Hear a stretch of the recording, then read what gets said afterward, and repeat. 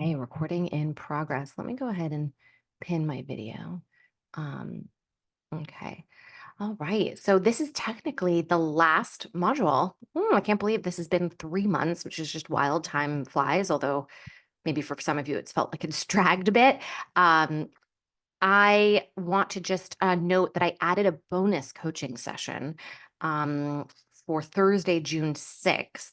So this coming so today is Wednesday. If you're here live, if you're watching it after the fact, I don't know what day it is for you. But as always, we will do our regular co-working slash coaching session on Thursday tomorrow. Okay, so that's May 30th. That was technically supposed to be the end of the program, but I added another session for a full week after that. Because I want to go through each module with you all and give you just my top one, two, threes. This is what you need to focus on, because a lot of you have reached out to me and said, I'm super, super behind. I'm like just in the midst of like watching the recordings. Like we're not even at the action steps yet. We're still in the watching of recordings phase. So if I can give you a spark notes, not to say that you don't watch the video, like please do. It gives you all the context you need. But if I can give you some direction on where you really need to be focusing per module, that should hopefully be helpful and make those of you who maybe are a little overwhelmed, a little bit less overwhelmed. Um, and also a lot of our coaching for next session, so that will be tomorrow. Okay, so the 30th, there'll be breakouts of practicing interviewing. And I have a feeling people will probably also have like other questions beyond just interviewing. And so to add that second coaching session, I think would be helpful for that. So both to go over priorities per module, as well as answering any questions now that we've reached the end of the program. All right, good. I'm glad to see more folks are joining for today live, love live. And you're going to have a really great time with our guest speaker today. Well, I love to always begin my sessions with asking you how you're feeling. And in particular, with this subject, interviewing, I know a lot of feelings can come up for you. So if you want to jump in the chat and tell me, I mean, it might not all be negative, nerves are definitely there for a lot of us, but there's also, I know people who really enjoy interviewing. You can also be nervous and really enjoy interviewing, which is me. So if that, give me all of your thoughts, feelings. Are you excited? Are you agitated? Have you had bad, interviewing experiences that have tainted you for this or, on this? Have you been on the other side? Maybe you've interviewed people. And, if so, I'd love to hear your thoughts on this. That's very valuable as well. So please jump in the chat and tell me. Yes, yes, yes, Poma. Oh, I'm so glad that you're here because I feel like you're my backup on a lot of this stuff. So love thinking of this as a two-way conversation to learn more about the people and the opportunity nerve for sure too. Yes. As I've learned as I've gotten older, many things can be true at once and many contradictory things can be true at once, which could be these feelings that we bring to interviewing. Okay. I really want us to be as interactive as possible for this, given it's a small group and taking advantage of the fact that like we're here live together. So Fiona, yes, me too, always makes me nervous, but I'm trying to rephrase it as me interviewing them as well. And it absolutely is. It's hard to feel like that when you're in real scarcity mode. Okay. If you're super, super desperate for the job, same thing goes for negotiating, by the way. If you're super desperate for the paycheck, like you don't feel like you're in a position of power. But as I've said before, feelings are not facts, okay? They're informative, right? They can help us, they can also hurt us. So really try to put to the side how you feel about it and really stay focused on your prep work here. And we're going to be going over all the things that you can do to prepare and then feel confident in the preparation, okay? So maybe in the moment you're not feeling, you feel nervous, but you can also remember that you did do the work and you also got in the door for a reason. If you are at the point where you are being asked in for an interview, slash, if you have gone through multiple rounds of interviews and you are still in the game, please take a screenshot of this, okay? Remember this. They are praying you are the one. This goes, by the way, for any time that you are in a high stakes situation where you need to perform. When you walk into that room or you walk into that Zoom, every single person there is rooting for you. They want you to succeed. You know why? It's better for them. It's better for them. They don't have to keep interviewing candidates. Okay. They don't, they can fill that spot that's been empty and has put more work on their team, and delayed productivity. Like there's been a lot of problems because they haven't been able to, fill that seat or whatever. Slash, if you were going in to make a presentation too, I always like to take analogies from, the job seeking process to just life in general. And if you were in a position of making a presentation of any kind, the people in the room or people in the Zoom really don't want you to stumble. It's awkward if you do. They're there to learn from you. They're there to feel good, right? When you bring positive energy, it's infectious. It makes them feel good. So as much as in an interview process, we may feel like we are not in a power position, we actually have the power to make the other person feel amazing and be their knight in shining armor, so to speak. Oh, good. I'm seeing things in the chat. Natalie says it is a mix of emotions. The last month I've been on many interviews. It feels like a never ending process after multiple rounds, but also is exciting to meet new people and to find the right position. It is nerve wracking too. Yeah. Nerve wracking or wrecking. And I want to talk about that for a second of when you have all of these interviews, and I'll mention it later on in this presentation, but it's all just practice for the future when the stakes are even higher. You're going to want something even more in the future. Also, these interviewings, this experience of connecting with people and sharing what we think is great about ourselves and finding the right fit, these are valuable skills. It's not just to get the job. It's being able to tell our story, which, as you've seen throughout all of these modules, kind of the through line to all of this. How do you effectively articulate your value that you can solve someone's problems?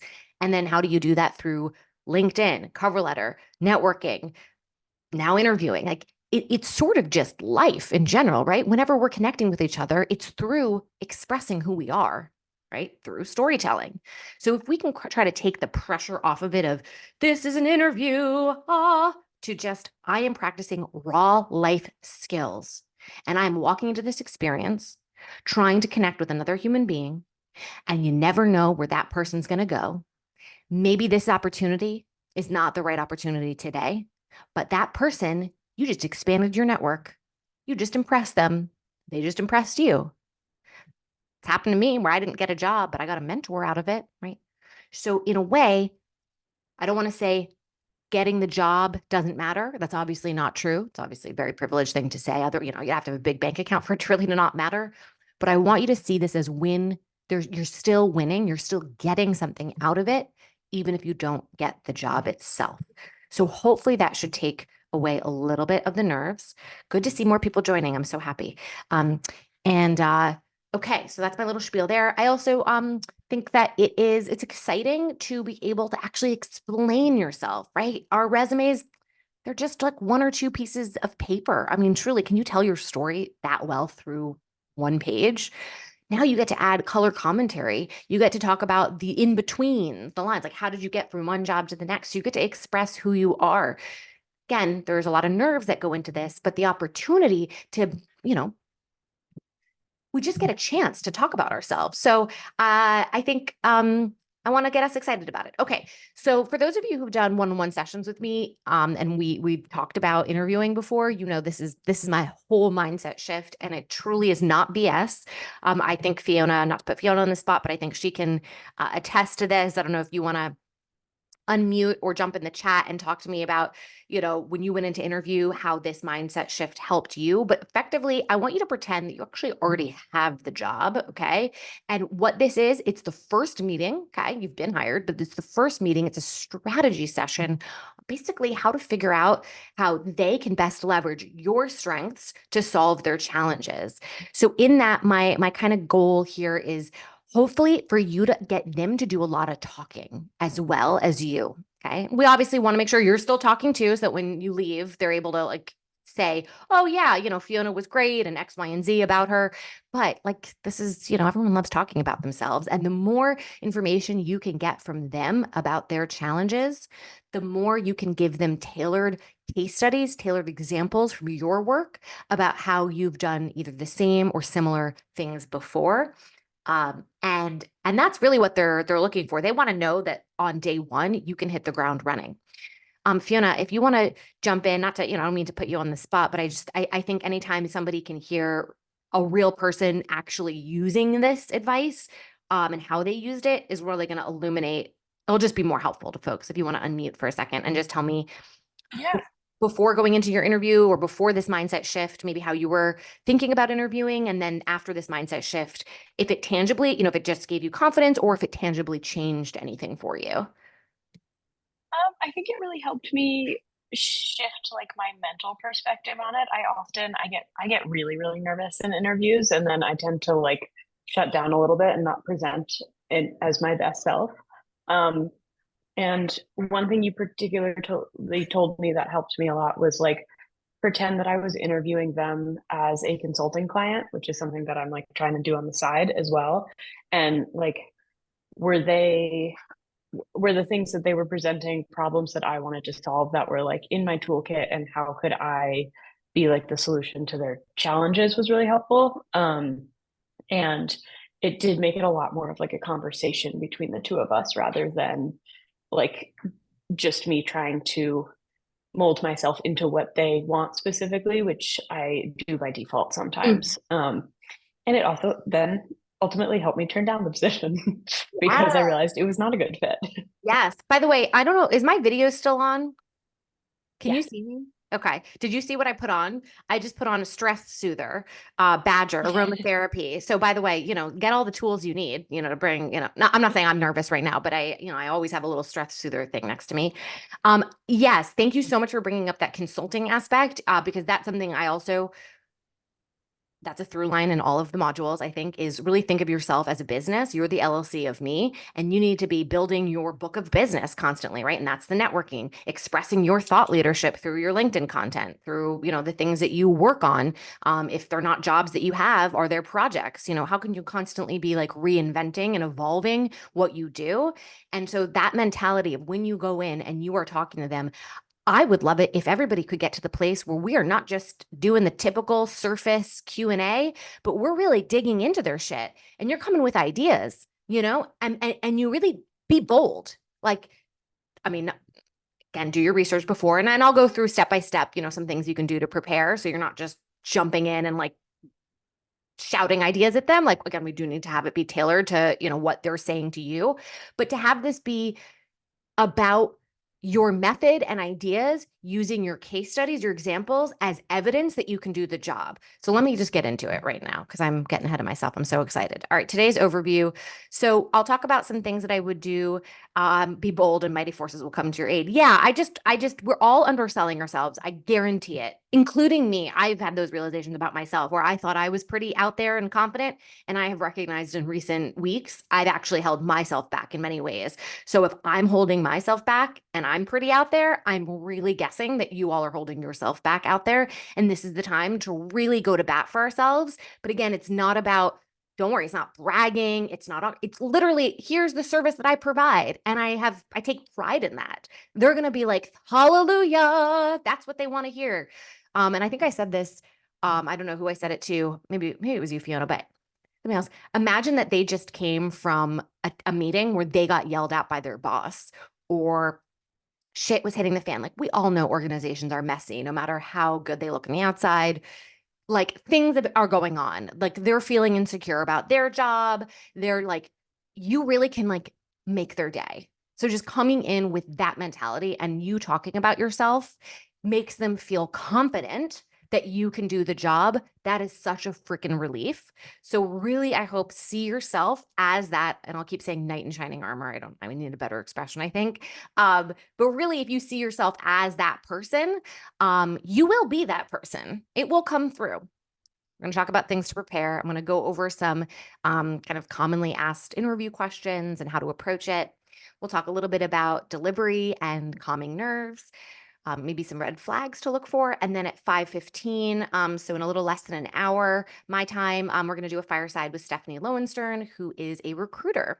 And she's going to give us the kind of inside scoop of the hiring process from her perspective. And of course, answer any questions you have on interviewing that you feel like I didn't answer. Okay. So just kind of the top level to-dos when you're preparing for an interview, go review and dissect that job description. So can't remember which module that was. that I taught before, but the one where we're really going through line by line. And I've done this with a few of you during your private sessions. So I'm happy to continue to do it with those who haven't yet met with me. When we take a job description, every single line, every word that they've chosen for a reason. And what I want you to do when you look at the job description is really reflect on yourself. How have I demonstrated this? And if there's anything that's kind of a stretch, just be prepared to speak to it, to show how it's transferable slash how you are working to fill that gap currently. Okay. I want you to, and we'll go over more detail case studies in just in one slide. But you're really going to distill down based on what I've understood from this job description. What are my best case studies that I can have in my back pocket? And I'm really practicing telling them in a succinct and compelling way. The next thing I want you to prepare is, and I've talked about this before at length with you, but I'm going to keep hammering it home, method and approach to your work. We all have a process, a point of view. I think that's actually the word I really want to use, or expression, point of view that we bring to the work that we do. That is how we frame what we do and who we are.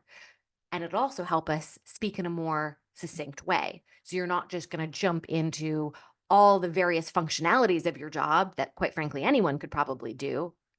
But what do you bring to the table? Well, what you bring to the table, a lot of humanity, a lot of, the values you bring, of course, but it really is your approach, your process.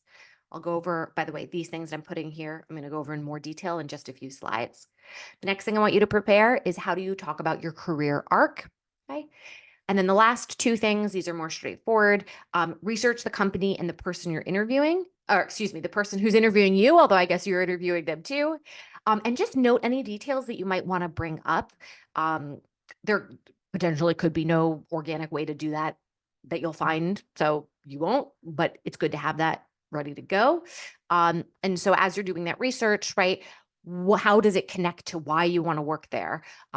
Things you've read about them, the where they're investing in the company, or sort of the problems they're solving, or how they're solving those problems. Is that aligned with you and your work and how you approach work?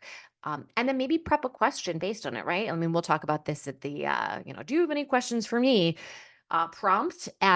Should probably be based on some research that you've done. It's a really nice way to show off to them that you care and that you're thoughtful. And then I'd love for you to LinkedIn connect and message everybody that you'll be interviewing with. And also check out the team while you're at it, or just check out actually in general what's called, or I like to call, power mapping. I might have talked about this when I went over LinkedIn networking, but how long do people work there? How long does it take for a person to get promoted?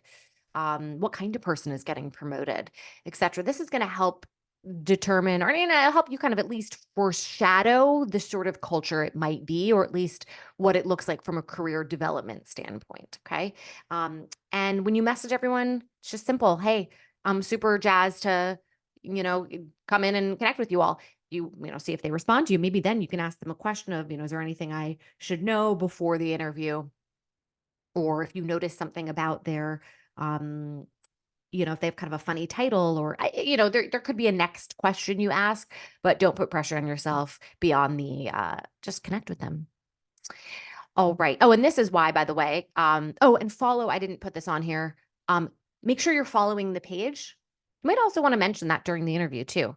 When they say, do you have any questions? Or when you talk about why you want to work there, I've been following you on LinkedIn and I notice X, Y, and Z things. Again, you're demonstrating that you care, you did your research, you're thoughtful. But this is also why I want you all to be posting content regularly on LinkedIn. And by regularly, I mean once a week is fine. Because when they look at your LinkedIn, you are able to express things beyond just your work experience. But again, what you care about, what your point of view is when it comes to your work. Gosh, I guess it turns out maybe this whole program should have just been LinkedIn content because I'm clearly so obsessed with it. I've just seen really great things come out of it for me and people in my life. All right. Let's talk about picking your case studies. So, as you're going through, and by the way, jump in the chat, ask me anything as I'm going through all of this. Okay, so when you're picking your case studies, remember it's all based on the job description. So they should, when you're seeing what is most the requirements, what's most important are the top bullet points. They're putting them in order of importance, although I'll confirm that with Stephanie. We'll see how she feels about job descriptions. You want to be able to demonstrate through your case studies that A, you can do the job, okay, and that the learning curve will be minimal, that you can figure out hard things. So these are great stories to tell of when there was a challenge that was complex. By the way, it doesn't mean that it had to have been difficult for you, okay, but it was maybe something that if you solve it for the company, it achieve, there were great things that could come out of it, and like it was not the easiest thing to do. um that you're empathetic to business needs, so I think being able to weave in acknowledgement of budgets or just any kind of like restrictions, right, or limitations. So if there were limited resources, you were short staffed, a quick time turnaround, like these are going to be way more compelling of case studies. So try to pick ones that reflect those things, and that you share their values, right? That you're enjoyable to work with, and that whatever the company culture is, you have it. Again, of course, you need to make sure that they also have the values that you're looking for too. So put your case studies through this filter. Then you're going to practice telling the story of the case studies. Now, listen, you may not really need to practice too much here because you might be at the point, or you should be at the point, where you already put some of those case studies into your cover letter, or you broke it down into bullet points that you integrated into your resume and your LinkedIn. You should really have all of this work already, which is why I structure this program, by beginning with the case studies in the massive Google Doc, and we've just whittled it down. This is the time where you are speaking it out loud, right? It's all been written down. Now I want you to really hear yourself say it, and also do it with a partner. And you might have heard of the STAR method before. It's STAR. I think I may have mentioned it before. I'll go over it one more time, just so that you can filter it. 30 to 90 seconds if you want to practice timing yourself, or if you're somebody who struggles with feeling too verbose. But it's, setting the scene. The thing I want you to really hammer home here is, why did this matter to the company? Okay. What was at stake here? Okay. That's something that a lot of people forget to do. Task, all right, action, all right, what and how did you do it? Don't forget the how. This is where you're demonstrating your strengths. Yeah, and this is all stuff that I want you to look at the job description for. I mean, practice, like speak authentically, but just when you're practicing, being like, is this well matched to the job description here? Okay. And then result, right? Quantified impact, which I put a bunch of bullet points here that go into more detail about ways to quantify impact. But I think the way to next level this is, all right, what did you learn and how did it make you better at your job? And to kind of underscore this point of view, approach, methodology that I've been talking about, is maybe how did this inform the way that you approach your work? Okay. Or your style of work, the way that you work, why you do the things why you solve the problems that you solve. Okay. So just don't forget that. These are all little details that are going to make you stand out versus just here was my responsibility at that job, because anyone can say that. All right. So this like approach, methodology, point of view that I've been obsessively talking about here. The reason this is really important is it helps the other person. And by the way, helps is not even the word I want to use. It literally tells the other person how they should view you. And it makes it easier for them to understand everything else that you are then going to talk about in regards to your work and who you are. It puts it in a container, in a framework. It's going to make it easier for them, I think, to be able to articulate who you are to another person. Okay. Because their chances are the buck doesn't necessarily stop with them, whoever's interviewing you. They're going to have to advocate for you. I mean, that's the goal. It'll also, it's going to show that you're self-aware too, that you've put some time into reflecting on, what you do, why you do it, how you do it, that you've worked long enough. And by the way, I know there's a few of you who are newer in your career. So it's okay if you're still developing this. By the way, we're all still developing this. Or I hope that we are. That means we're challenging ourselves. So this doesn't have to be like the end all be all, but so far in how you've approached the problems that you've solved at these various companies, there's a through line. There is a framework to it. And so here are some bullet points I think that might help you figure out that framework. I'm also going to give you two examples from, one of them is from somebody in our community. So what are the problems you solve? Okay. How do you solve them? And then why is that the best way? I think that's going to be it, right? Why in the choices you made and how you solve those problems, Why did you make that choice? When you reflect on it, like when you defend those choices, why was that the best way? Um, and then if someone else, we're very close to ourselves, so let's just get a bit of perspective here. If someone were to explain, how you tackle projects slash solve problems, like what would they say about you? If you can't really describe your process or point of view, how would somebody else maybe describe it? And then I love this last one. It's like, just how do you want to be described? And that's a little bit separate from your point of view. That's just kind of the vibe that you want to give off in this interview. Maybe pick 3 adjectives. It's like, okay, if somebody walks away from this experience with me, how do I want them to experience me? And there's probably a lot of adjectives, but I want you to pick 3 that are most compelling to you, most authentic to you, I think. And then imagine, how am I going to convey that, either in the way that I describe my point of view, for how I approach work and solve problems, and or how am I going to express this in the way I comport myself during this interview? So take some time for yourself of like, what are those 3 adjectives? And by the way, they might be things that you aspire to be. So I'm not asking you, what are 3 ways that you come across? No, like 3 ways that you would actually really, you're actively working on appearing. So if that's calm or clear or whatever it is, like take some time on that. But let me give you an example of this like methodology thing, because it's so important that you talk about this during the interview, but it's also really important you put it in your in your LinkedIn. It's important you put it in your cover letter. This is effectively your elevator pitch, actually. Um, so uh, this is from, is Austin here? Let's see. I don't know if Austin was here. I'm here. I'm here. Awesome. Okay. So this came from the transcript of our last live co-working coaching session. You can see there's like some periods in here. So this was not something she wrote. It just came from I think it was me asking you, like, what do you do? Or like, how do you approach things? And it was like, most of my projects have cross-functional teams, a development team, a design team, a third-party vendor that's working with us, maybe a client. By the way, guys, I'm sharing this with you not as an example of something that's succinct. I want to show this to you as an example of how you could respond and then whittle it down, okay? So maybe the client has 5 different teams on their side. And so part of what I do is bring these people together and provide a process for them so that they can come to the meetings and get the work done. But also what I wrote in here, I really mean building trust, giving them space to collaborate and be creative, and giving them the time, just figuring out what does the team need and providing it. Because sometimes some teams want to come in and they just want you to go down an agenda, bam, meeting over, and then others. Especially when you work with engineers, like I do a lot of the time, they need to come in and ideate. They need to be like, oh, what if this happens? Or I was just thinking about such and such. And that might have an impact on the quality. They need more open space. And so part of what I have to do is learn what is it that they need and fulfill it in that way. And also help them learn that my meetings are a safe place for them to voice their issues. So I'm showing you this because this is a really wonderful kind of brain dump or just like train of thought that Austin had in response to my question of like, how do you approach your work? And I really think from here, and Austin, you'll share with me at some point, how do you take this and put it into a 30-second answer?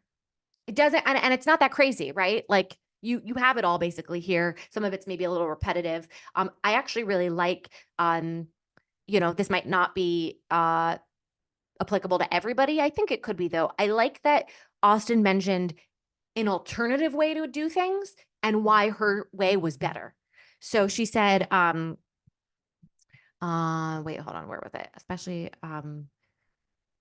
wait. Oh, right. Okay. Sometimes some teams want to come in and they just want to go down an agenda. Bam, meeting over. Okay.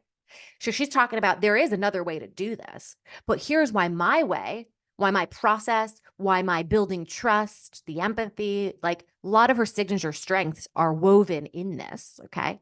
So if she can not just she, if you all, when you do your frame of thought here, what is my approach to how I solve problems? What is my point of view to the work that I do? Find the key things and just make it succinct. Okay. And that might be the best thing that you can practice in your interviewing, because once you nail this, it's almost like your thesis statement at the top of the interview. And then the rest of the questions that you're being asked, you're kind of using your case studies to support your original thesis. Okay. So when they walk away from this interview, they're going to go, when I hire Austin, I know what I'm getting. Not just again, that she can do the job, but that her style matches our style. And in fact, not just matches, maybe elevates it, right? You're bringing some like expertise, or next level thinking to this. Um, which by the way, when you're talking about your point of view, you might even want to mention like how you came to that point of view, right? You could say, hey, I used to do it in this way, but I realized, there was a lot of inefficiencies in that, or we weren't hearing from everybody, right? Or, so there you can weave in like a bit of a story into that as well. Also, I just took a screenshot of somebody else's about this woman's not in our group, but she was somebody who I think had like LinkedIn'd me. Um, Alan asked, how do you figure out your point of view? Yeah, so these are the questions. So what are the problems you solve? How do you solve them? Why is that the best way? And if you're having trouble with that, if someone were to explain how you did it, like what might they say about you? So those 1, 2, 3, 4, these are the bullets to pay attention to. This is kind of a little bit different. I'll give you another example real quick. In this, I'm going to use Eloise as an example because we just had our one-on-one yesterday and we were talking at length about brand marketing and how, what does she do? Like she said last year, she had a really great year. So I said, okay, awesome. Like talk to me about all the projects you worked on, et cetera. And what I saw in that is she had, she repurposed a lot of two things. She repurposes content. So she's very, very good at saying, okay, let's take this amazing piece of thing that we built. And then what are all the ways that we can derive other kinds of content from it? That was one thing. Second, narrative. So she comes from a journalism background. It was very much about like person heartstrings. And then third, it was about customer success. Everything was whoever your customer is, they've got stories to tell. That's where we should be looking to do our marketing. So when she goes to, and I'm actually going to say clients, because I was pushing her, don't just like look for open jobs because she's struggling a little bit there, but like go to brands that you think are awesome, but could be doing better if they used her approach and be like, here's how I do brand marketing. Because if she comes in and just says, I do brand marketing, yeah, her and 1,000 other people, but why is her brand marketing different from somebody else? It's literally her approach, narrative storytelling, repurposing content, because being efficient with budget. And the big one is there's so much gold in customer success stories. And then when she was talking about her process, she can then go into ideas that she has for that company based on her process or her point of view. I just want to bring up this person for a second because I felt like they did a pretty good job of describing a point of view here. And it also is a brand marketer, so it kind of works for Eloise here. This person's they started with some of the world's best known brands who trusted me to help tell their story. So I like this as the first, I know we're not talking about it LinkedIn today, but it's all connected, right? Again, it's expressing our value and how we solve the problems. So I liked her first sentence because she worked at Nike, Microsoft, Accenture, right? So already I'm like, this person clearly is vetted, right? They've done good work. This is their point of view. What's your why? A powerful story can differentiate a brand, spark change, attract top talent, foster loyalty, disrupt an industry, fuel growth, and impact a company's stock price. All help you define and tell that story. When I, as a potential, and I'm going to say customer, okay, so employer here, reading this, I'm thinking to myself, well, shit, I want to differentiate my brand. I want to spark change. I want to attract top talent. I want to disrupt an industry. I want my stock price to go up, right? This person's helping me envision why what they do is important for me. Okay. Anywho. So, and then this person, anyway, I thought it was decent, like not maybe like the best example ever. But it's hopefully I wanted to bring to life what I'm saying. Okay. Like I think it could be a better about, but they've worked at such stellar places. They sort of don't need to do too much else. But like, cool. When I'm not sharing stories at work, I'm writing them in my personal life. I'm right, so that's kind of the through line for them. All right, let's talk about career arc here. So as you reflect on your case studies, map out the following. And I may have talked about this. Actually, I definitely talked about this in previous modules. I think in the LinkedIn one, but still, I want you to refresh your memory before you go into an interview. When you look at all the work that you have done, right, and here are some bullet points to help you figure out your evolution. What you want to do here is just simply to find patterns, okay, and be creative here. If it seems all disparate, they're not. You were the through line. You clearly chose, and even if you didn't choose, and I know, for Ashley, one job, she was sort of pulled into that job from another, like, but there was still a reason that they kept you on, right? You are that connection. So find the pattern, okay, in all of the work that you've done and be able to articulate at its core what connects everything. Is it how you solve problems? Is it the kind of people, is it customers that you're serving?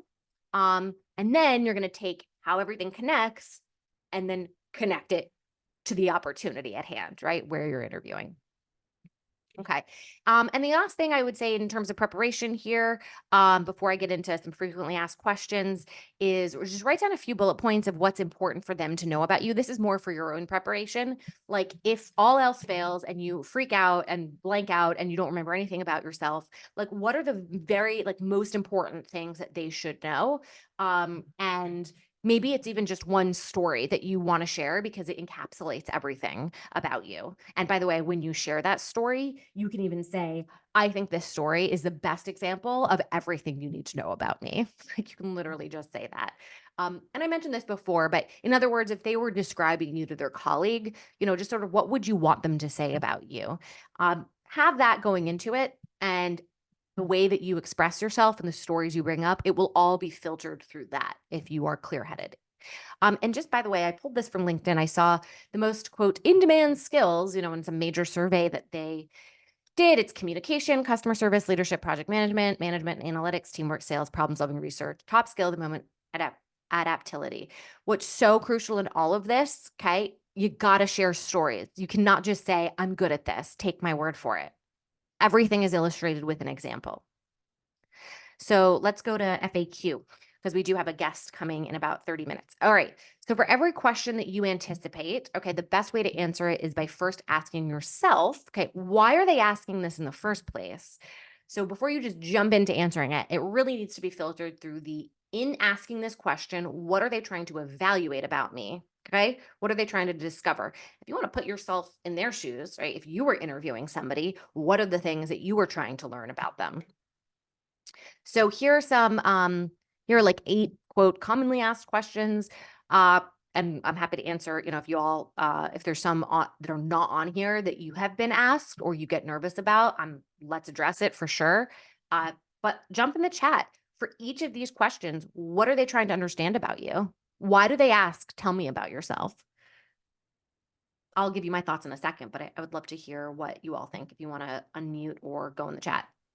Oh, immediately the two that I kind of hate that people ask and I don't know why are like 6 and 7.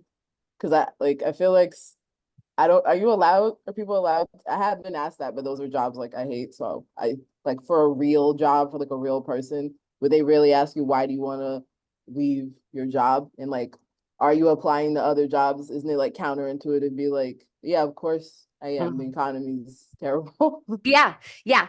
And we're gonna ask, by the way, I have thoughts on all of these, and I want to hear Stephanie, who's our recruiter. I want to hear all of her thoughts on these. Since you're mentioning those, I'll just address them real quick. Are you applying to other jobs? Why are they asking? They're asking because they want to know that you are serious about them. So in the way that you answer it, which I'll give you that answer in a slide or so, is yes, I am applying to other jobs, but you're my first choice, and here's why. Even if they're not your first choice, but you're going to give specifics on why you want to work there. Why do you want to leave your job? They want to know if you're going to talk shit, which you're not going to, right? Because maybe you have a toxic boss or it's a sinking ship or whatever. The way you answer it is not going to be because it sucks.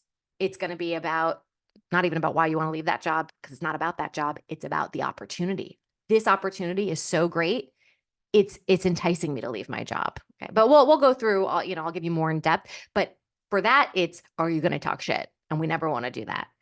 And yes, Poma, yes, they definitely get asked. Yeah. All right. So let me just quickly go through, but I would love for you all to jump in the chat and, keep this interactive so we can take advantage of the fact that we're all here together live. So tell me about yourself.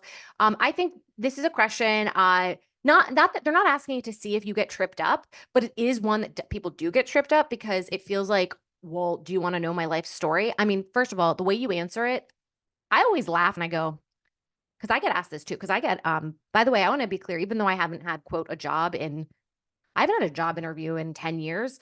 Um, I'm interviewing all the time because before I go in to speak at a company, and that's where I make most of my money, they audition me. Um, I say audition, it's not an audition, it's an interview. And they've straight up said to me, they'll be like, it's between you and another candidate.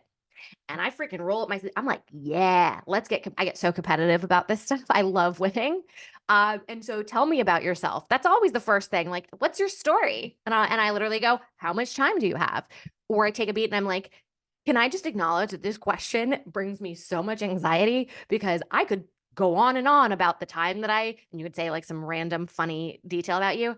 And then you take a deep breath. And then you go through basically, are you the right person for the job? You want to show that you are self-aware and that you have really done a lot of thinking about why your story makes sense for them and saying that even. What excites you most about this position?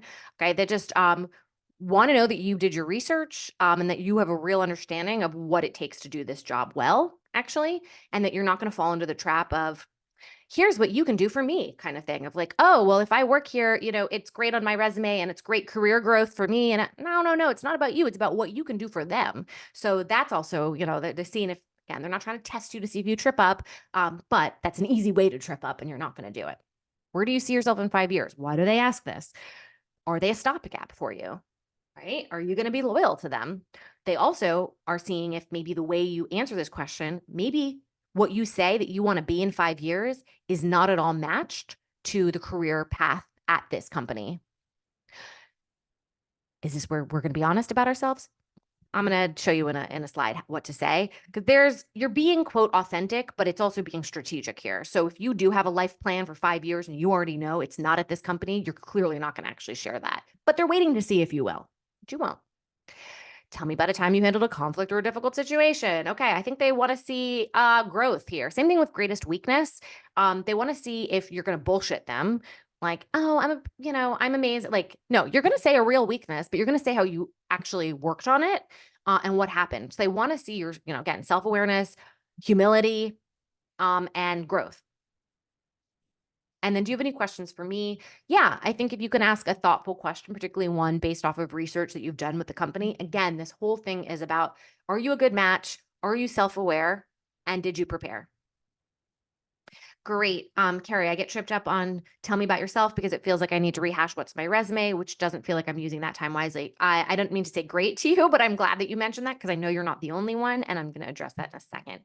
Last thing I want to mention here, in every response that you have, please, it's all about examples. So showing and not telling, and it's about being as specific as possible. Now, of course, the challenge is how do you not get bogged down in the details? So you need to be able to tell those show those examples in a succinct way. Let's talk about tell me about yourself here, though. So this is articulating what you do at its core. And you really kind of frame it, start that first sentence of what do you want them to understand about you? So for example, if you've had a really eclectic career path, you might want to just straight up say, I've had a really eclectic career path, but I'm going to show you how it all ties together. So originally I started here. Oh, by the way, presently, you can follow this framework, right? Begin with like, well, what do you currently do and where do you work?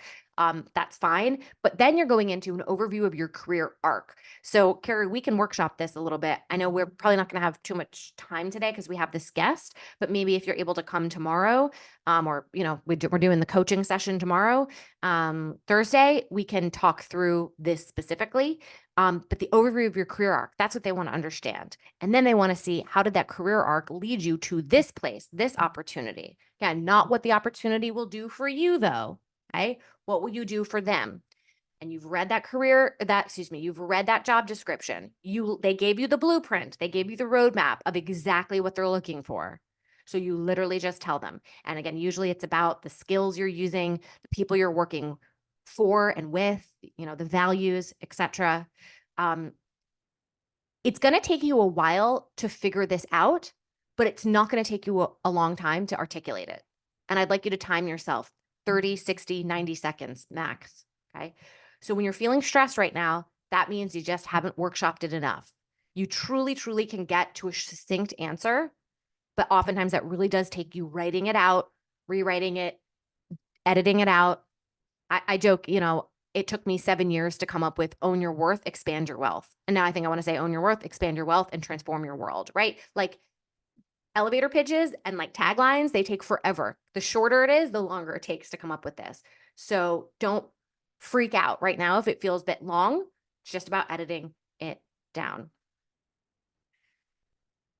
What excites you most about the position? Okay, so show how the things you've prided yourself on getting good at, you're eager to flex those muscles even further with this opportunity, which is usually related to the kinds of problems that you solve.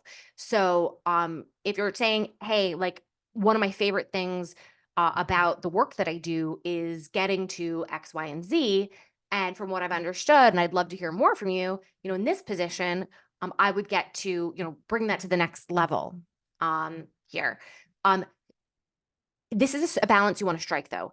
If you're talking too much about how you're going to be learning in this position or you get to grow your skills, that could be a little bit of a moment for them because they're not here to be your business school, even though I want you to think of it that way, right? When you go in, it's like you're getting an MBA. You get to learn on the job, but we don't want them to think of, that, oh shit, we're going to be paying her to learn.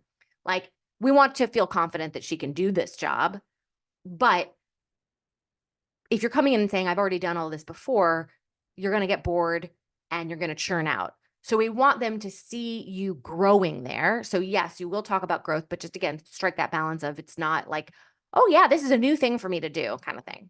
Just I've done this before, or I've done aspects of this before. I really like doing it. Here are the results from it. And I'd be really interested to see how to apply that at this level or whatever. And then this is the time when you bring up something you noticed in the research.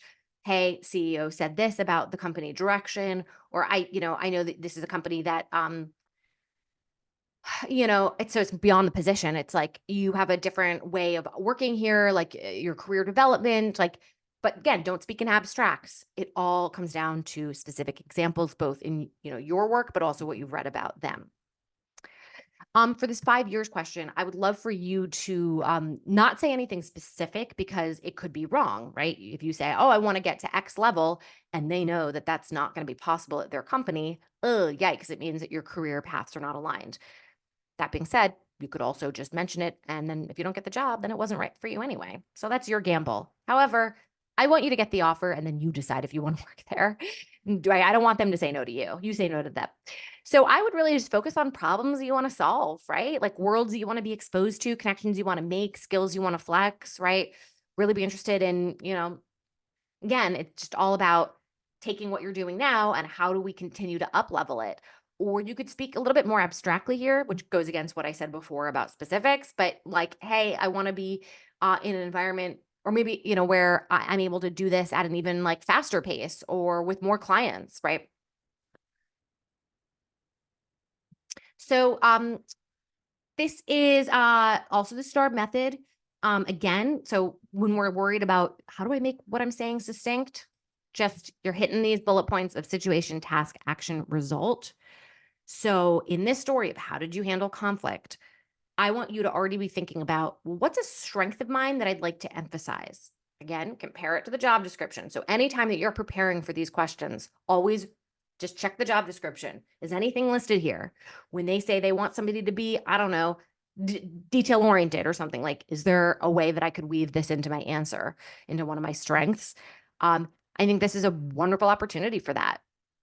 Just be careful you're not talking shit about anybody here. So when there was conflict, we're not saying, you don't need to go into too much detail. You can hint at things. And then I think, again, what did you learn? They want to see that you are a long-term investment and that's somebody who has growth in their life. So every time that you talk about, here's work that I did, or here's how I handled a conflict, right? It's, well, how did this impact my point of view? How did this impact how I show up at the office? How did this impact the way that I'm networking, or getting clients or working in the industry or how, et cetera, et cetera. So always coming back to Here's what I learned. And then how did you use those learnings too, right? That's next level. Because if it's just, and here's the moral of the story, it's like, okay, that's great. But if you could then say, all right, here's what I learned. And then the next time this happened, or, when I was seeing in the future some warning signs that this was going to happen, I was able to kind of quickly handle it or something. So how did you, your learnings in action, so to speak. Now, this greatest weakness is ooh, Fiona, what is a good way to answer? Does your current company boss know you are looking for a new position? Well,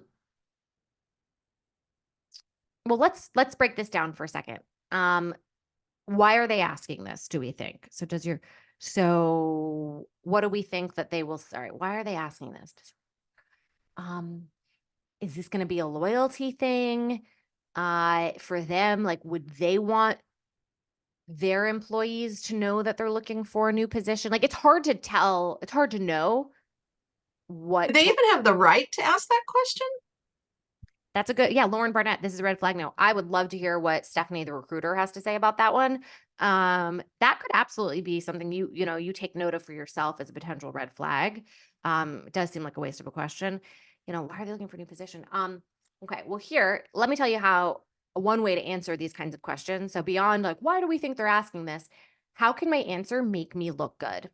Is how I approach every single response here, which is actually right here. What's your greatest weakness? Okay.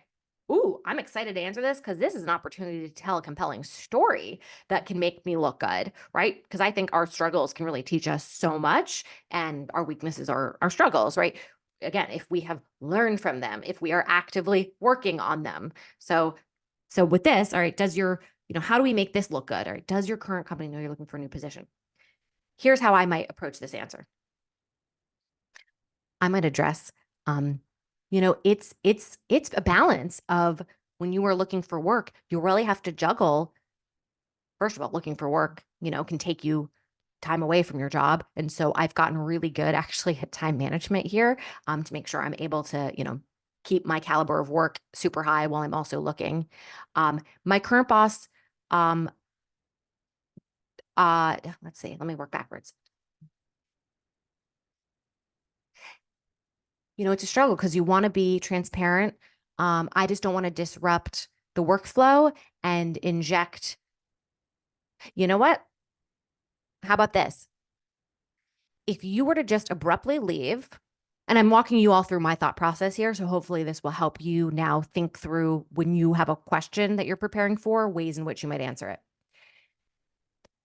The reason that they're asking this question is perhaps they've been burned in the past where an employee has just up and left, right? Not given the 2 weeks notice or whatever. Like, they don't want to be left hanging. And so I'm wondering if we could answer this question in a way where you speak to their concerns. I would never leave my company hanging. We would have a succession plan. In fact, in my last job, I created a whole toolkit for the next hire. Fortunately, I didn't have a chance to train them, but I literally created a whole PDF for everything that they needed to know, right? So hopefully, so do y'all see what I just did there, right? So again, you're speaking to the core concern of why they're asking that question, and you're also giving an sidestep. Yeah, you're giving an I always feel like a little bit of a politician. I'm like, again, how do I answer this question in a way that makes me look good? So it's not just answering the question, which is yes or no. We never want to answer a yes or no because then the conversation's over. You always want to illustrate it with an example. And so in this case, the only thing I can think of as a great example is, how have you not left previous companies hanging? Or that you understand the importance of a succession plan. And so here, by the way, for this weakness, choose something you've maybe actively been working on. I would challenge us to be honest about this, right? And just really focus the story on how you improved and how it maybe even made you better at your job. Again, I find our struggles can become our strengths. I am not naturally good at time management, guys. I'm not. So I really had to read a lot about it. And I read so much, and I created systems for myself that I then started teaching time management skills at companies. All right. Same thing for you. There's probably a weakness that you have had in your life that you have had to actively work on. And it may still be a weakness, right? I'm not the best at time management, but I have learned a lot. So if you can talk about that, this is a book I read, again, specifics, right? That you're continuing on this path of self-development really is wonderful. So the weakness, action, result.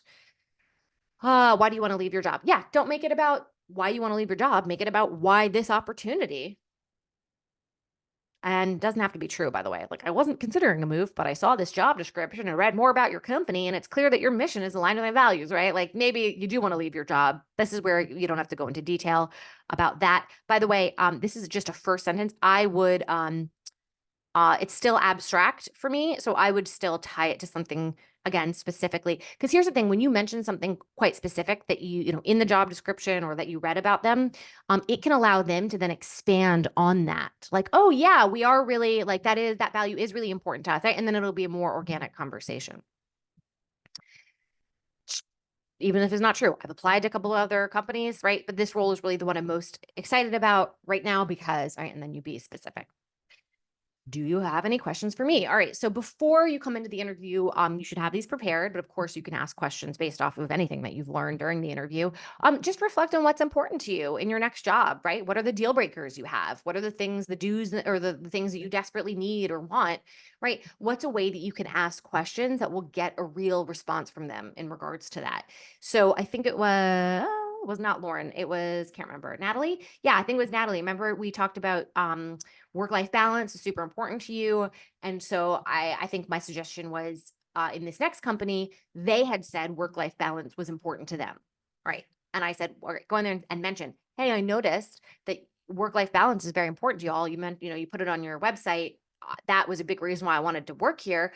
However, I know that in the finance world, that's extremely hard to achieve. So I'm really curious, maybe both as a company, but also you personally, like, how do you strike that balance when there's so many things you have to get done, right?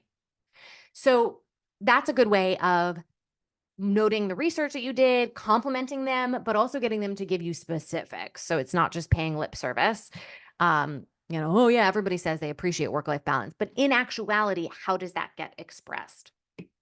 Here are some questions you could ask that might help get you to these answers. By the way, just like I mentioned before, every time you open your mouth is an opportunity to share something great about you. And so when you ask them a question, you could actually say, here's why I'm asking that question. And then that's a jumping off point for a story about yourself. Okay. So the reason work-life balance or whatever, the reason I'm asking about that, it's really important to me is, it's first of all, really hard to do how to strike, but I just know, work is a marathon and we got to work sustainably, work smarter, not harder. So and it's something I've really, learned a lot about recently and I've spent a lot of time, continuing to improve on. So yeah, curious how you are approaching it. Right? So it doesn't need to be a whole long story. It's just like a very quick anecdote, but literally just tell them why is this question important to you? And like I said, use that as a jumping off point to mention something great about you. If they ask you something and you have no idea how to respond, well, first of all, you can take your time in your responses. You don't need to immediately jump in. You can take a beat. You can say, that's a really good question. Buy yourself some more time. You can kind of rephrase the question. Now, this is good media training, just by the way, FYI. If you're ever being interviewed in like a press interview, especially for TV, and they're going to be cutting up clips, repeat the question in your answer. Okay. It also buys you time. So you can first do that. Second, if you really don't know how to answer it, be honest, right? I, at the moment, don't feel like I have the thoughtful answer that I want to be able to give that reflects how I actually feel. Would you mind if I emailed you once I get home? I just want to there's a lot I could say, and I just want to give it a second to really think through it, right? This is part of a little bit of a test for them, I think, of how they receive that. This is going to be the kind of culture where we can just be humans with each other, we're not robots. And also, if there is something that you are concerned about, well, first of all, one of the questions you maybe want to ask is at the end, is there anything about my background that you have any questions about. Here I had it. It's, do you have any hesitations about my background or skills? Is there anything that I can clarify? If there is something that you think you're worried about, you might as well address it, because it will always be in the back of your mind and you will regret not having defended it. Right? If it's a gap in your resume, if it's a pivot that you're making, whatever it is, like, it's an elephant in the room that if it's probably not in your head, it probably is there. If they haven't addressed it and you have a good defense for it, right? You can make a compelling case for, I don't know, your skills are transferable or whatever it is. This is the time to do it, in your closing. If that's not a concern of yours, awesome. Maybe just say at the very end, wrap everything up for them. Hey, I really want this job. I think I could do a great job. I mean, again, you're going to give specifics, but again, reiterating your point of view. Oh, good. Claire, I love that so much. I always feel like I have to answer, because if I don't, it looks bad. It seems more apparent. Yeah. And again, I like that I kind of just see how they respond to that. And it might take them aback a little bit. And that's not bad. Like, getting them out of the rut of interviewing after interview after interview. Like, again, we're being real with each other here for a moment. Could be a nice break. But also think about, just in the way this tell me about yourself, you have this sort of opening statement about how your career arc makes sense as it relates to this new position.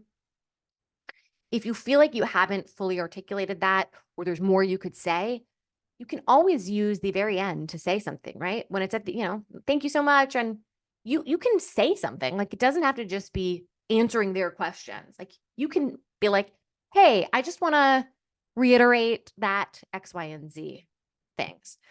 All right, let's talk about delivery and nerves. Okay, so ideally, this will not feel like an interview and more like a conversation. Kind of next, AP level here is if you can really enlist them as your guide and advocate. So if you can get them talking about their career path, of course, their career path, in that job would be great too. We're kind of giving you the inside scoop of how things work at the company. Etc. Like, the more they talk, or challenges that they're having, like, the more they talk, the more specific you can be in your responses. And they're going to leave feeling like, ooh, this person, like, I feel recognized, in this. So as you're practicing, by the way, and I'm going to give you a checklist for when you partner up, what your partner is going to be looking for, really just making sure you're not, and I do this all the time, so I'm super guilty of this, ahs, likes, up talk, right? Saying, we don't need to say, using the word just. No filler words. Just say, again, like in the job description, when I mentioned every word was chosen for a reason, same thing. When you speak, every word should be chosen for a reason. There is impact. Also, your pacing. You do not have to speak as quickly as you think you have to speak. Actually, in fact, I think bringing like upbeat energy is good, but being very thoughtful in how you present yourself. Sorry, now I'm like doing in this moment, and it sort of was awkward. I speak really fast because I'm trying to cram a lot in. I probably would do better if I actually shared less and spoke slower. So let them come along with you on the journey of your case studies. When you give examples, you can stop for a dramatic pause and be like, and especially like there was a lot at stake and things were crazy and you had no help, whatever. You can be like, and then, what happened? Right? Like, be a storyteller in this. Eye contact, crucial. I had this in the networking module, but I put it again here for you to practice eye contact. If it's a Zoom, really look at the camera. It's hard to do. So you got to practice, practice, practice, practice. It will go a long way. How are you going to bring positive and present energy? Being utterly in the moment. They can feel that vibe with you. I'm a little harder on Zoom, I think. Well, the upbeat part you can do, but being really right there with them, they're going to tell if you are thinking about your next appointment, or if you're in your head being really anxious and worried. So what are some exercises you can do to practice being in the moment? I'm telling you, that is honestly the most important thing you can do, because you already practiced, you already prepared. We already went through what are the questions they may ask you, the case studies, describing them in a succinct way, et cetera, et cetera. Like, you're good. The part that's going to be your downfall is how you present it. And so all you need to do for that is really and truly be right there in the moment. Feel the connection with the other person. Or in this case, if you're in Zoom, what I'm feeling right now is a connection to myself. I'm believing the things that I'm saying. I'm passionate about the things I'm saying. I have pride in the things I'm saying. I'm excited to solve these problems with you guys, right? So find a way to practice being present. It will take you a very long way. I also like to use the word we as if you have the job already, right? I don't really have examples of that right now, but just keep that in mind when you're next time you're speaking to somebody. Trying to think about when I am interviewing, for auditioning for these, speaking. Yeah, using the word we, it's like we're all in this together kind of thing. And it gives a good vibe to them. And then also, remember when I said a good goal here is to turn this from feeling like an interview to more of like a strategy session. So I would challenge you to figure out after you answer a question, is there an organic way that you could then turn it into a question to them? So, for example, right now at and this is something I might say, like, okay, so right now at my company, the process in which we are X, Y, and Z, I'm curious for you, since I know you do something similar, is that an approach you all have taken? Right? Now we're getting into the weeds of how they operate, right? So that's a really easy one. Curious if you have done that too, if you've seen that it works, if you guys are approaching it in a similar way. Um, you know, do y'all have clients like that, or, just something that is then bringing it back to them?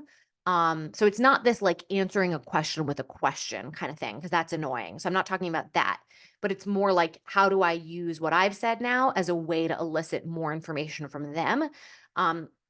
And could even just be about them as a human. If you're talking about your career arc and you did research on them and you saw they have a similar arc, right? They also had a pivot, you could say, as I'm just curious, like, I know you also had a pivot that's similar. Like, did you find it difficult, X, Y, and Z, whatever? Like, really connect with them too, and not just them as like a representative of the company. And then just very quickly here, put yourself in their shoes. This is advice that I give for salary negotiation as well. If you want to imagine them, two things. Imagine them that day coming to interview you. They are nervous, probably, or I've been when I've interviewed people. Like I know people get nervous when they are the ones interviewing others. There's pressure there. Okay, so make it your job to make them feel really comfortable. Okay, you can also imagine them when it's their time to interview for a job, right? They had to do that in order to get this job, presumably, right? So just humanize them a little bit as best as you can. I also think when you are practicing, accept that you're probably going to be nervous. When we fight ourselves, we're in this combat mode, and it's just adding extra trash energy that we don't need. So instead, just accept it. Be like, I'm going to get nervous, but you know what? That means I care. And how can I use that energy to my advantage, right? It'll make me more alert to be nervous. It's true. I'm going to use the fact that I care. I'm going to talk to them about how I really want this job. And again, not because I quote need this job because I'm running out of money, which might be the truth, but because of the opportunity at hand and how I'm going to solve their problems. Out of those three adjectives I mentioned, right, how you want to come across, maybe focus on one of them and really channel, all right, if it's going to be clear or calm, what does that look like, feel like, right? And just like hone in on that, even just imagining, all right, like there's a visual associated with it. How do I channel that thing that I'm visualizing? Playlist, right? Just remind yourself you've gone through more challenging stuff than this. You truly, truly have. Okay. And like I said earlier at the beginning of all of this, just you're practicing for next time. And next time could be another job interview with them or someone else, or just a high stakes thing you want where you have to perform. Again, these are good life skills. And just the physical aspect of all of this, breathing exercises, they really do go a long way, and you really should be practicing them well before you actually need to do them. And then also stimulating your vagus nerve, which is part of our body. It's good vibes. If you literally hum, it will signal to your body that you are in a calmer place. And these are some other ways that you can do that. Okay, so when you practice, so in a minute, we're going to be jumping into the fireside. All the practicing we're going to do, it's going to come during our coaching session on Thursday, the 30th. But you can also do this on your own with somebody else. And I'm happy to pair you all. if you'd like, but you're going to be doing a checklist with when the person's practicing. And I'd love for you to pick, you could practice all the prompt questions I gave you, or pick the ones that makes you most nervous. Hey, Stephanie, welcome. We'll be with you in just a minute. You can either practice all the questions or just the ones that make you the most nervous, or focus on the tell me about yourself part. I would love for the other person to be looking at both delivery and content. And the delivery, filler words, right? The uptalk, pacing, eye contact, that obviously you can't do because you're not in person, but did this person look at the web camera, for example? And just positive and present energy. Did they gesticulate and I would love to actually see y'all do this because I'd love to give you feedback on how I feel like you might be able to bring more energy to the exchange. It's hard to pair us up.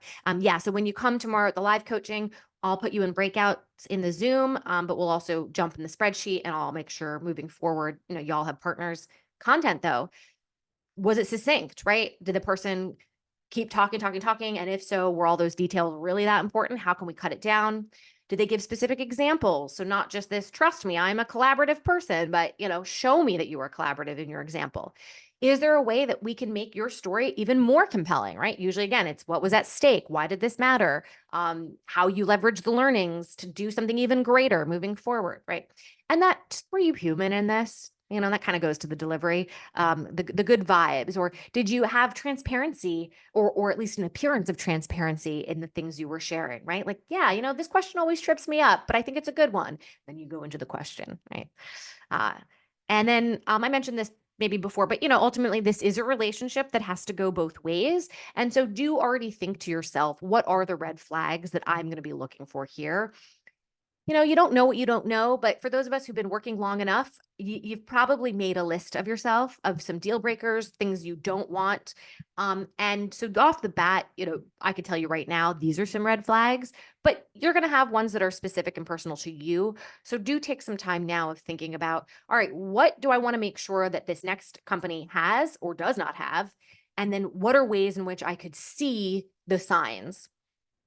And by the way, bait and switch here is if the job listed is not the one that they end up kind of describing to you. I've heard this from some people where they get into the interview, or God forbid, they actually get the job and then they, are told, oh no, the real job that you have is something else.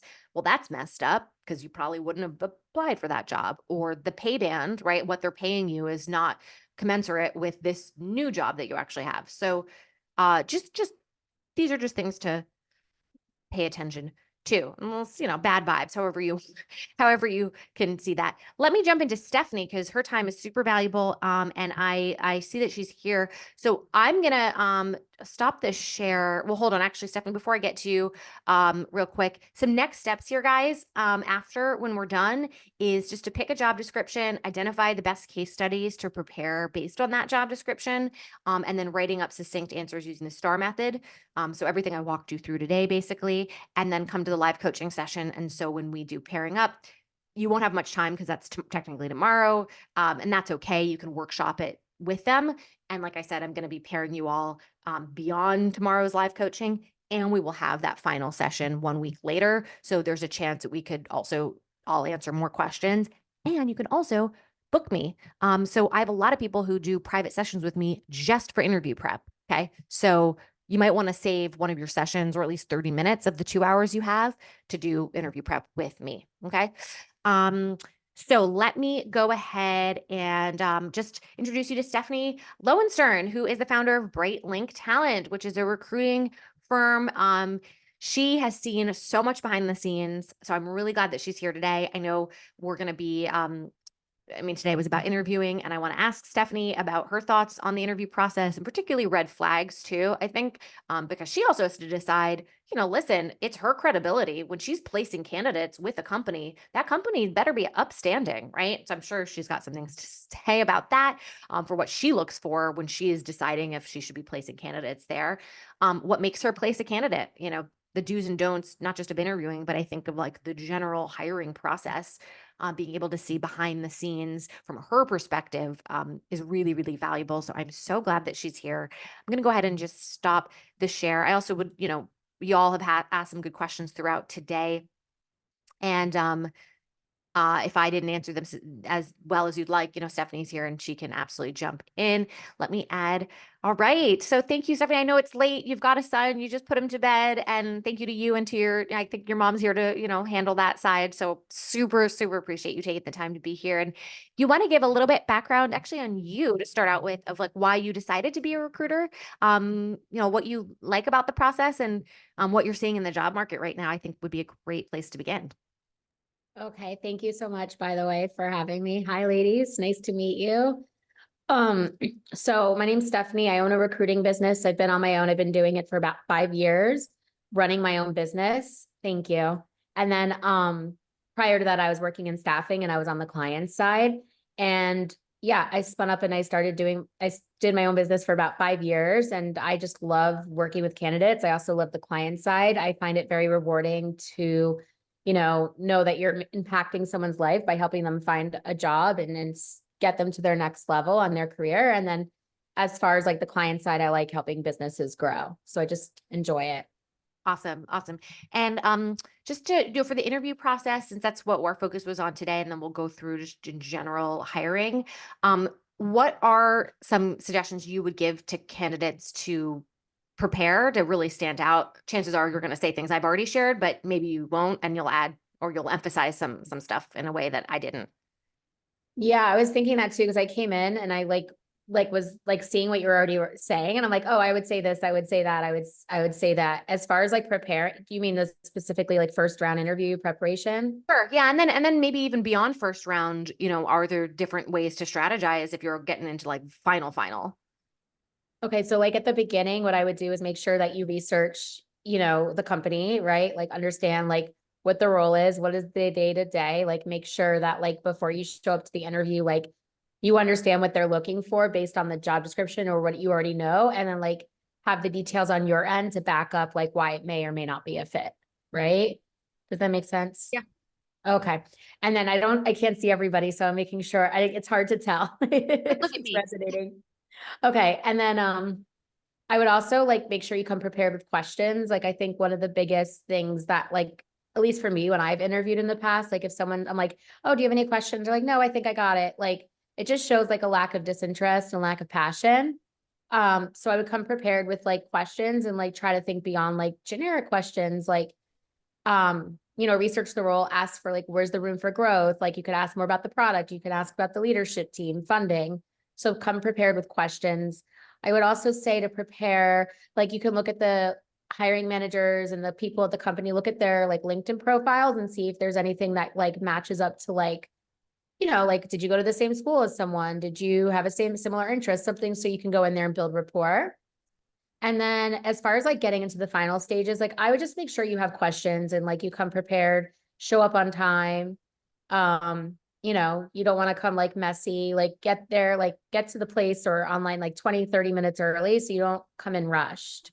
Mhm. I'll stop there. I don't know if that answers your question. Yes, yes. And by the way, everybody, if you want to jump in the chat, ask, Stephanie anything, and she'll do her best to answer it. And I'll also jump in. Talk to me about these like infinite rounds of interviews that people are being put through and also free work. These assignments. I have some thoughts on this. Obviously, ladies get paid, but I want to hear your thoughts though, because I'm of two minds. I believe in the hire slow, fire fast, because I've seen people who are not fired as soon as they should have been, and it's really bad for everybody else. So if there's a slow hiring process, it can really help everybody be very thoughtful that this is the right fit. However, I also know that a really lengthy interview process is a potential sign of a red flag too, that this is a disorganized company.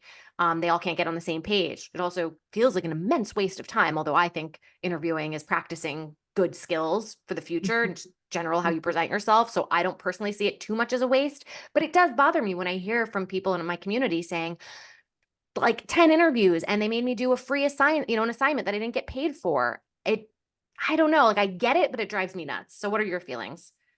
I'm like mixed on it as well. So I'm actually working with a customer right now and it's like I'm kind of experiencing that. Like when I went into it, I didn't anticipate that's happening.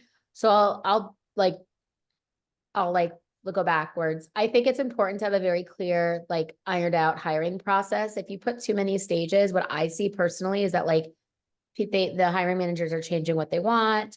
You're wasting everybody's time. Not everybody's going to align. There may be some bias if you have too many people in the interview panel.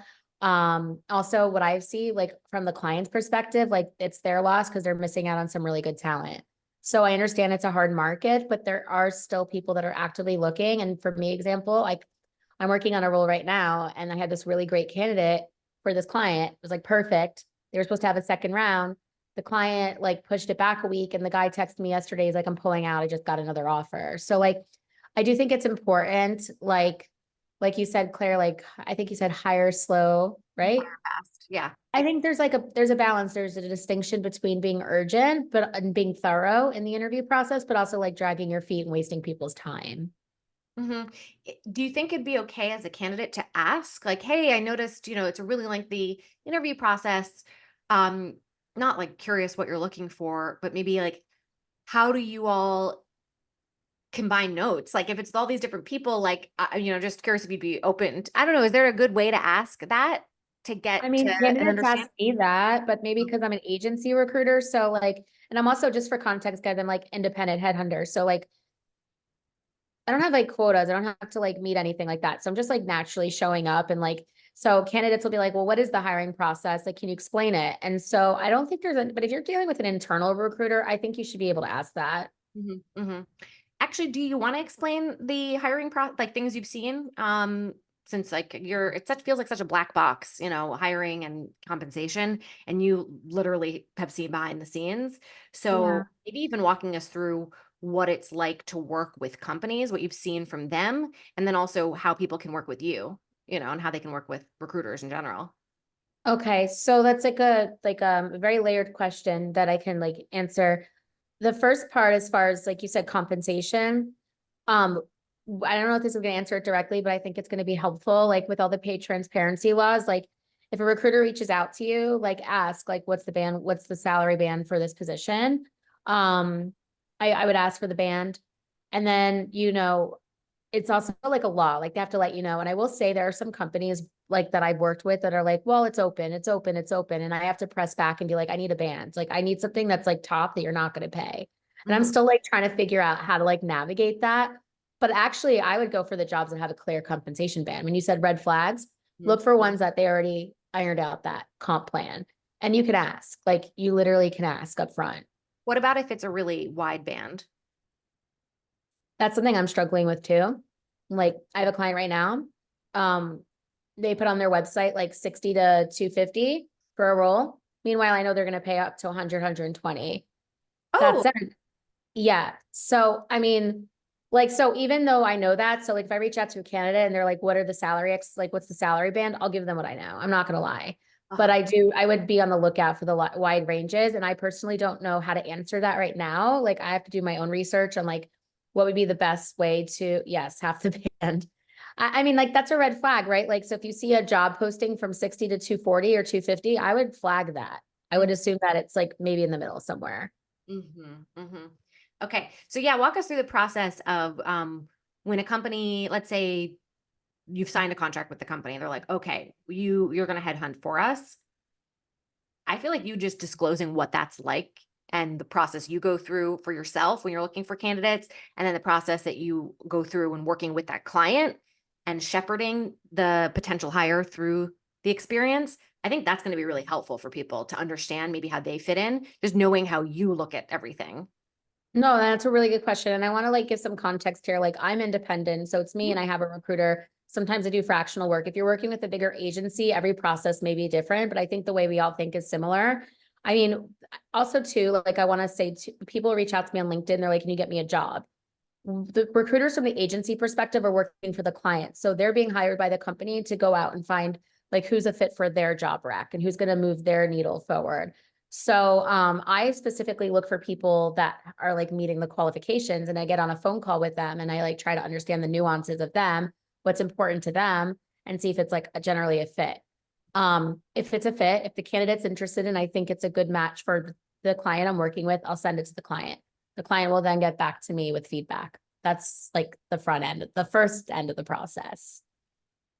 Is that, and Yeah, then, keep going. and then like, depending on like the client size too, like sometimes I work with companies and they already have like an internal recruiting team. So like deal directly with the recruiters. The companies that I tend to typically work with for the most part are just like founders and hiring managers. There's not that many recruiters involved. So I'll go directly to them and get the feedback. And what I try to do is regularly do a regular sync. Unfortunately, sometimes these people are so busy, it's hard to get them live. So I do want to say, if you guys aren't getting feedback from recruiters that you're working with, it's okay to follow up and also understand that they're like the middleman. So like they're relying on that. It's like very hard to balance sometimes, just be quite like frank with you guys. So I know personally, I do my best to call everybody, or like on Friday, if I don't have an update from a client, I'll be like, hey, by the way, I'm still waiting on feedback, just to give them some touch point. I know not everybody does that, but at least I try. So hopefully that sheds some insight into the process. Great question, Poma. That was very similar to something I was going to ask. So are there notable actions or qualities of stellar candidates you wish everybody did or had? Fabulous question. That's a really good question. I think follow up with me. Like if I reach out to you and we discuss a position, if you follow up with thoughtful questions, you'll stay top of mind. Like building a good relationship and rapport with the actual recruiter, I think would really help, especially as they get to know you. They can vouch for you. If like a client pushes back on like your background, they'd be like, no, I actually think this person is a good fit because of X, Y, Z. So I actually do think it's important to build rapport with the recruiter, even though they may or may not be the same decision maker. I think those are the actions. Like someone who's kind, someone who doesn't treat me like a number, because the recruiters get a bad rep. And I think that sometimes the candidates aren't very nice to the recruiters. So just like understand that they're working hard for you as well. And they're just managing and they're balancing a lot. Oh, I also realized there was a slide that I think I accidentally deleted. So I want to share it. It was about following up. So after the interview, immediately send a thank you follow-up email, but I would mention something specific that they said. And don't just say, oh, I really like that you said that, but explain why you liked it. It really made me feel confident that this is the right place for me because you said this, or whatever. Just again, my whole ethos is being specific with our examples that we give of our work, being specific about why we want to work there based on the research we've done. And so same thing goes for that conversation. It was also the advice I gave in the networking module. After you have a conversation with somebody, being able to like say, recap, hey, you mentioned this thing and I've been thinking about it. And it was a great mindset shift or great career advice, right? So say that, not just, I want to work here, thanks, right? So these are things that are going to make you stand out. Okay, let's see some more questions. How are you primarily finding candidates for a client? Like, do you just search keywords / relevant job titles on LinkedIn? Oops, you didn't know it. We were going to be like, give us all your trade secrets. No, that's fine. It's a good question. It's actually like getting me think bit. It depends on the client. So basically I personally use LinkedIn. I don't know what industry everybody's in. I specifically work with like startups, tech companies. But I work with media and advertising agencies too. So like I kind of am across the gamut. So what I'll do is like, I'll look for a company that, is in their industry, and I'll probably like, I have LinkedIn Recruiter, I have like the premium. So basically I can go in and I can search off, like you said, keywords, titles, and I'll also look for specific companies that they may or may not come from. But yes, typically it's keyword or job titles, location, seniority, and that there's a way you can filter it on the LinkedIn Recruiter side. What makes somebody's LinkedIn profile stand out to you, or resume, if you're at that place where you're able to see their resume? Resume. So I would say for a resume, like what I would suggest you do, and you probably already addressed this. Sorry, my dog is like trying to eat popcorn off the floor. So you probably already addressed this, but I would say for a resume, always have numbers on there, quantifiable results. So even if you were just, you weren't in sales, there's always a way you can like find numbers. Like I saved money, the company X by doing XYZ. I would do that. Like make sure you have numbers. Also, I don't want to say this is like the written word, but like recently I've seen resumes with people saying why they left, like layoffs, restructuring. I personally like it. I don't know what the opinion is or the consensus is. I like it. It's easy for me when I'm doing a write-up for a client, or if a client pushes back and I like forgot to ask why he left. It gives some context. So there's no like judgment around that. That for me. And as far as a LinkedIn profile, I've actually been studying a lot on LinkedIn recently, and I've been starting to get like engaged and active. Is it okay if I like veer off a bit and give like a LinkedIn tip as Yes, far as like, Oh, they all know. I joked earlier. I was like, it turns out my entire program could have really just been about why you need to create LinkedIn content. I'm also there with you, like trying to, so I'm in like this other LinkedIn group, and what I would suggest people do, and I would do this myself for business development, or if I was job searching, look at the hiring managers and the people at the companies you want to work with and engage in them. If they're actively posting on LinkedIn, do meaningful, thoughtful comments on LinkedIn. I think if you just like show up like it's a community and like build that around that and like post consistently, you'll be seen more by recruiters. 1000%. When you, so I did, so the process of, so do you practice interviewing with people at all? I can. I've done it before, but if no one's for like a candidate that's prepping, I always prep people. And then if they have questions for me, I'll prep with them. As far as like practice interviewing, if it's for a specific client from the recruiting standpoint, like, you know what I mean? Like if it's for the client and they're just like, hey, Steph, like let's prep. I've never had someone like, hey, we practice before I like meet with XYZ. I just always make sure I have the information to prep them. Okay. So what does prep look like? What's like a smart way for people to prepare? Good question. And I think you posted about, came in at the end. I wasn't sure what the slides were. I would like look into the company, like look at what they do, look at the job, make sure it aligns up. As far as prep, like it depends, like research who you're meeting with, like ask the recruiter, like, do you have any insight? Do you have any tips? Go on Glassdoor, see people what they've put there as well, you know? What else? Make sure you know the product in and out. Like, don't sleep on that. Like, if they have tutorials on the website, watch the tutorials. I remember even like years ago when I was like still in recruiting, I was thinking of doing SaaS. I went to like, I was interviewing for an SDR. I didn't even know what an SDR was at that point, but I was interviewing for a company in the Bay Area. And I remember just like sitting and watching all of their onboarding, YouTube, everything, just like soaking in information so I could understand and learn the product. So I understand the mind of those hiring managers. Mm-hmm. And I'm seeing some more good questions in the chat I'll get to in just a second, but I want to talk about advocacy, self-advocacy, because it's in your interest to get this client to say yes to the candidate. When you are going to bat for somebody, and maybe you have a good example that you could think of, what might be some things that you talk about when you're saying, listen, you should take a chance on them, or why this person's great? Like, I know what you decide to emphasize will be very personal and specific to that person, but in general, there's probably some good frameworks here of how do you go to bat for somebody. I mean, this is the truth though, especially with me, like if it's not a fit, it's not a fit. I never want to like put a, what do you call it? A round peg. And I don't know the saying. So like, if I don't think like if a client like has a pushback and then I reevaluate, I'm like the candidate, like it's not about me like making any sort of placement because I know that's going to backfire. Like I prefaced this before, I don't have like a quote on me. Like I get to live in a space where I do what's best for the client, the candidate, and naturally works out when you have that mindset, like a service mindset. But if I do think there's hesitation or pause on a client, and I don't think they're being open-minded, and I think this person would be a good fit because of XYZ, and they're overlooking it because of XYZ, I will say, you know, so it's kind of, I don't know if this is answering your question or not, but it's like finding the balance. There's a balance between this is not a fit, it's not going to work, or, their school, meh. No, well, you know, who cares about the school? Like, look at XYZ, you know? Okay, cool. Do you have an example actually of a candidate who maybe wasn't, quote, the perfect fit on paper, but you felt like they should take a chance on them? Yeah, so I actually have this really funny story. This woman, I was recruiting for a customer success role for like a company that does swag, and she made it to the final round and she like wasn't a match.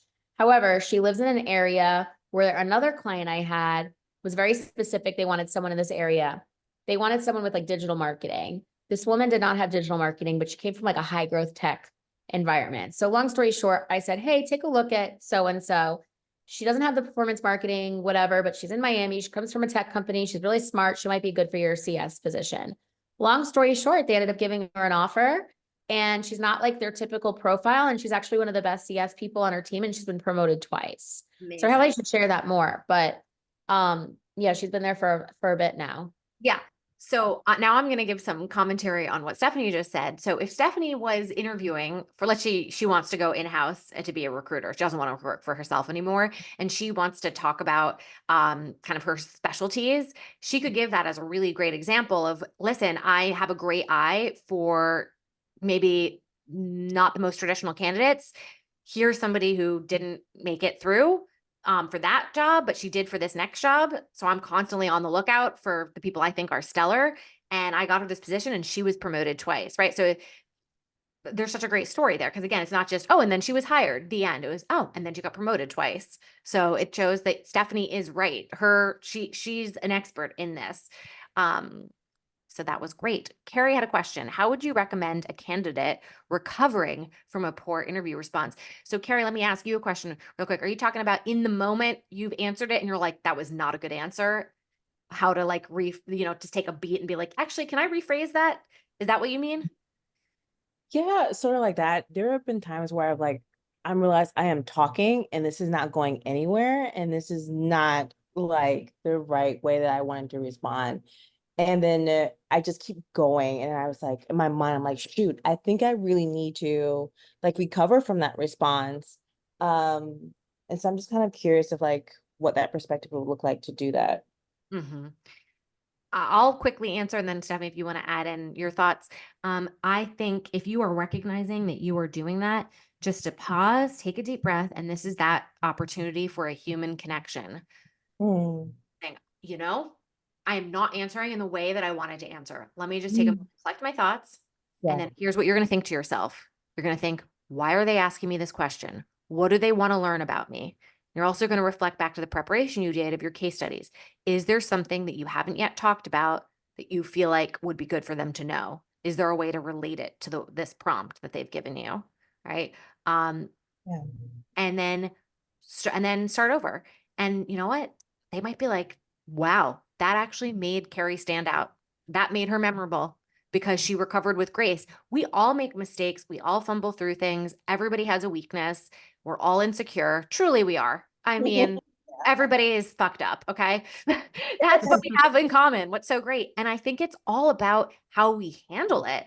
And they're going to be able to see in real time you handling shit. And that's applicable to everything. When there's fires you got to put out of the office. I mean, listen, we can talk about CS. I mean, I love that Stephanie brought up customer service because something Carrie is great at is, improving processes for, I mean, correct me if I'm wrong, Carrie, but like how you interact with customers, right? Or the customer journey. Like you care a lot about the customer journey. And so there's even, when you really hone your point of view, me hammering home this, like, what's your approach to your work? If even in that moment when you're trying to recover, maybe bring it back to that, be like, I love that. and also something, and I know, Carrie, we've talked about you, like the ADHD and like so much, there's so much to say and everything. And it's like, if you really just know, here are the points that I want to hammer home about why my approach is the right approach to customer service, and you've researched the shit out of this job and you have ideas for them, just bring it back to that. But I do think calling out the like, I didn't really answer that well, or if you're stumbling through something and you're like, my son is home sick, or like with me, I'm like, literally earlier today, guys, I was stumbling because I heard one of my kids like screaming outside the door and it was very distracting. Sometimes it's good to just stop and be like, can you hear my child screaming? Is it just me? Okay. Just want to confirm that. And listen, if that's going to make the company not want to hire you, good. That's again, back to that, like, we got to test them too. Like, if I'm going to be human in this interaction, how do you receive that? And if you're receiving it in this like awkward, formal, weird way, this is not the culture to be in. But Stephanie, what do you think? I know I just blathered on there. I really liked it. I mean, I think you and I are very aligned that way though, like create an opportunity for a human experience. So you might want to like ask somebody, I guess, maybe like different, I don't know. Like, I do agree. Like you can just, and I kind of do it too, right? Like if I'm taking a new client, like you mentioned your baby, when I gave birth to my child, like a few months after, I would get on client calls and I had very bad postpartum. So I'd cry. I wouldn't suggest that, but I'm just saying, like, I showed up I'm not for everybody. I showed up as I was, and thank God I had those pillar clients. But from an interview perspective, just admit you're human. Like, take a step back and be like, actually, this is the way I wanted to say this. Let me change that. I don't think there's anything wrong with that. And Poma had a good one. She goes, I'll sometimes check back at the end of a log or story and say, did I answer your original question? Yeah. One thing I would make sure not to do, which I have had a bad habit of doing, and I actually noticed Stephanie did it, so I hope it's okay that I'm calling it Yeah. out here, 'cause I've really struggled with it. It's, did that make sense? Yeah. Because that, if you ask that, it means that you're not sure if it made sense. Yeah. I meant like, I like the way it was phrased. Did I answer your original question? Because that's what I was trying to say. Like, does that answer your question? Mm-hmm. I do. As I was saying that, I was like, oh, I'm trying to stop saying that. Yes. You know? So that's when that checklist when you're partnering with y'all are partnering, like the filler words, like, are we adding things that we don't need to add? So not, did that make sense? No, let them tell you that that didn't make sense. Otherwise, this is good because Natalie has an interview. I have a final round in-person interview tomorrow. I had a phone interview with HR and met with the hiring manager and 3 other members of the team, including the COO on Zoom. I am meeting with the same group of people in person tomorrow. The questions have been more on the behavioral side and not really technical. What would you is the best way to prepare? So what do you think is the best way to prepare?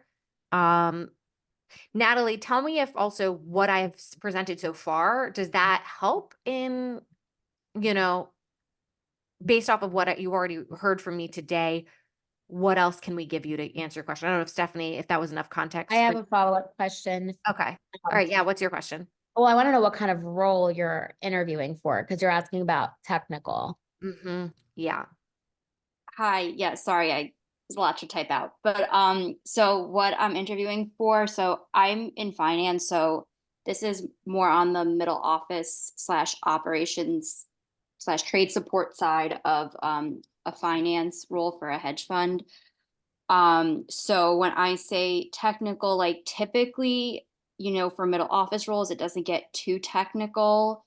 That's more on the investment side of the business. But I'm just kind of, I guess, confused because I've never had a situation where I've met with everybody and then I go into the final round and I'm meeting with the same people again. Usually, like, as you go up in advance, you'll meet with higher level people. And then usually the final round, I've met with like the COO, before. So I guess I'm just trying to get an idea of the best way to possibly prepare because I've been asked, why are you looking to leave? Like, tell me about yourself. I've been asked all that before. They kind of already know my story. Mm-hmm.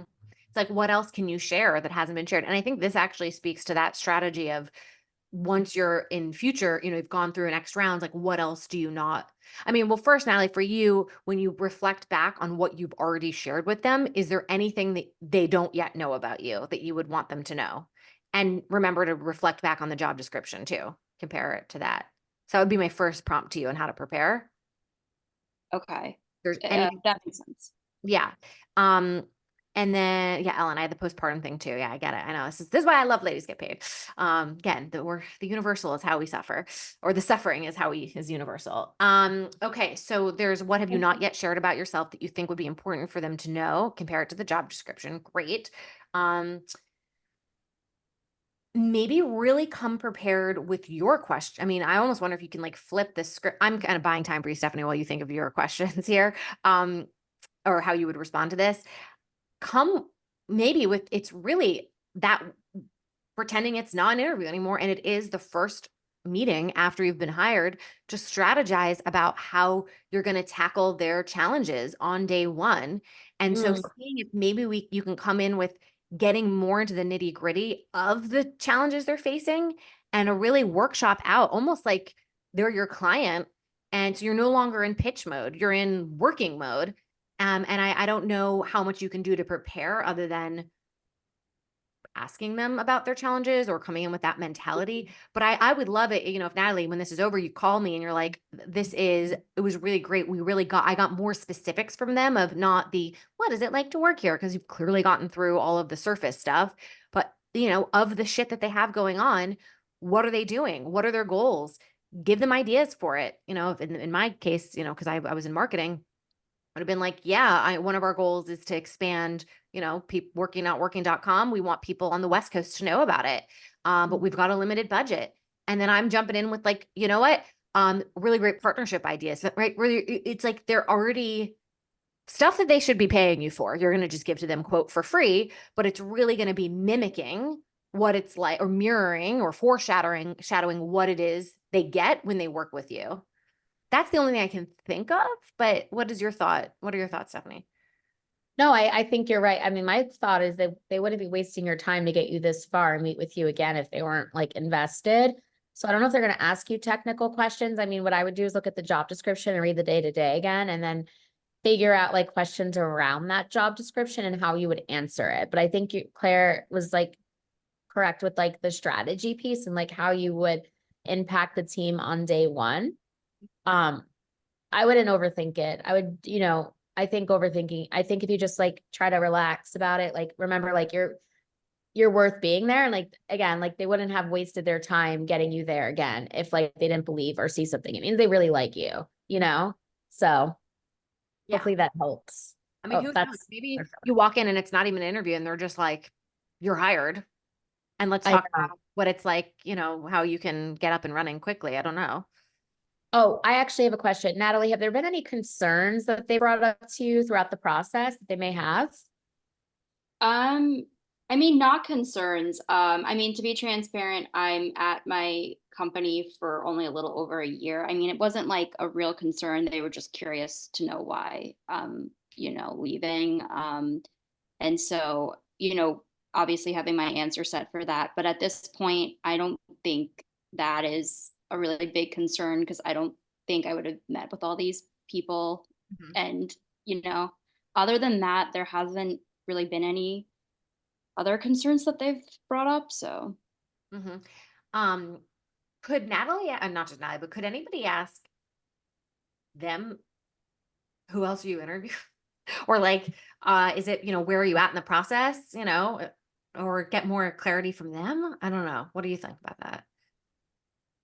Would they feel, would they feel like that's appropriate to ask? It depends on who you're talking to. Like I would feel it's kind of like read the energy and read the room. Like I get candidates all the time. So interesting actually to see who asks what, who values what people place importance on. So it's a variety. I wouldn't say often people are like, well, how many other people do you have in the process? But also like, don't want to come off too anxious about it. I know we're all anxious. I'm anxious too when I'm like to a client, well, how many people do you have in the process? Because like they may be working with someone else if I'm not exclusive. Right. So I think it's like genuinely a fair question to know how many other people, and even Natalie, like if it comes up and it's natural, I think it's okay to be like, well, what's the timeline? How many other people are in the process? If you say it casually, I think you're okay. But I'm afraid, go ahead. And everything we're saying, this is all, there's not like a science to this. This is an art form of like reading people, energies, like, there's not one right way to do this. I mean, there's certainly wrong ways to do this, but there's not one right way. I, though, would be curious, since you're at this stage, you've gotten this far, if it would be appropriate to just say, just out of curiosity, if it's between me and another candidate, what would put me over the edge? Like just being like, what? Because I'm thinking back to when this is something I talked about when you were not yet on the call, Stephanie. I haven't had a job interview in 10 years, but I am constantly getting, quote, auditioned or interviewed by companies that want to hire me. They're not to speak. They're not just like, oh yeah, come on in. You're giving you $5,000 for 60 minutes. Hell no. They make me do usually about 2 rounds with multiple people. And they'll straight up say it's between you and another person. And then sometimes I'll be like, what will move that? What do you like? What will make you be so psyched to hire me? Just tell me, like, what will put you over the edge? And they're like, we really want as much interaction as possible. Great. And then I talk about my style of interaction if I haven't yet already, So sometimes you could just say, what is it that how do I hit the home run for you? And I'll be transparent if that's not me. And literally saying that to them. Like, if you just tell me right now what will make you say an emphatic yes to the candidate, whether it's me or the other person, I can tell you right now if I'm your person. You could be Natalie bold like that. I mean, again, read the room, but like at the end. I don't know. She said finance, so I'm like scared. Just kidding. I mean, I think there's like a way to ask it, I guess the way in my like demeanor and how I kind of act. There's probably like a way I can ask that. I mean, at this point, I would kind of assume It's me and most likely someone else, since this seems to kind of be the final at this point. So I guess, and they moved really fast, from the last round. I heard back in like less than 2 days. So Okay. I'm hoping, I mean, I don't know, Claire, maybe it'll be like you just said, I go in there and I have the job. That's the best case scenario. Yeah. But Oh man, I wish Lee was on this call. So Lee is in our program. She was really suffering in her job search, and then she actually got a job, which I'm taking partly credit for because I did some coaching with her.